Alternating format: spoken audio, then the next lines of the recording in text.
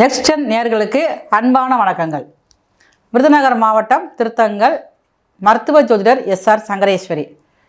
16 வருடமாக ஜோதிடத்தில் நான் சேவையாற்றி கொண்டிருக்கிறேன். வாஸ்து, கணவன் மனைவி ஒற்றுமைக்கு சிறந்த ஒரு தீர்வு கொடுக்கப்பட்டுருக்கு. அது மட்டுமே இல்லாமல் உங்களுடைய மொபைல் நம்பர், வண்டி நம்பர் மூலமாக உங்கள் வாழ்க்கையை மாற்றக்கூடிய இதுவும் செஞ்சுக்கிட்டு இருக்கேன். நான் இந்த பதிவில் நம்ம பார்க்க இருக்கிறது பங்குனி மாதம். பங்குனி மாதம் ஒவ்வொரு தமிழ் வருடத்தின் கடைசி மாதமாக இருக்கிறது.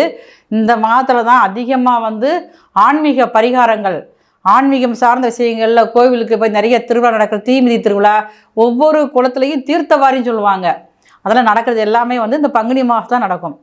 இந்த பங்குனி மாதத்தில் சூரியன் பூரட்டாதி 3ஆம் பாதத்தில் கும்பத்திலேருந்து மீனத்துக்கு போகிறாரு, பூரட்டாதி 4ஆம் பாதத்துக்கு போகிறாரு.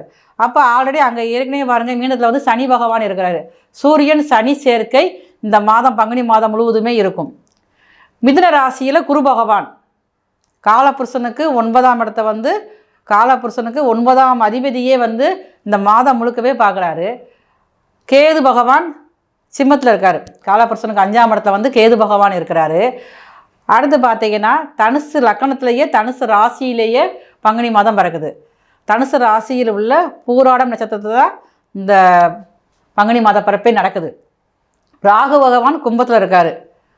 சுக்கிரன், புதன், செவ்வாய் இந்த 3 கிரகங்களும் பார்த்தீங்கன்னா உங்களுக்கு ஆரம்ப காலத்துலேருந்து ஒரு நடு மைய வரைக்கும் உங்களுக்கு கும்பத்தில் இருக்காங்க.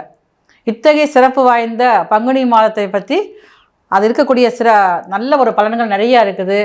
நிறைய நல்ல விஷயங்கள் நடக்குது. ஒரே ஒரு நாள் மட்டும் இந்த பங்குனி, நீங்கள் கோயிலுக்கே நான் போக மாட்டேன்னு சொன்னால் கூட பரவாயில்ல, இந்த ஒரு நாள் மட்டும் நீங்கள் கோயிலுக்கு போனீங்கன்னா நிச்சயமாக உங்கள் வாழ்க்கையில் பெரிய மாற்றம் வரும்.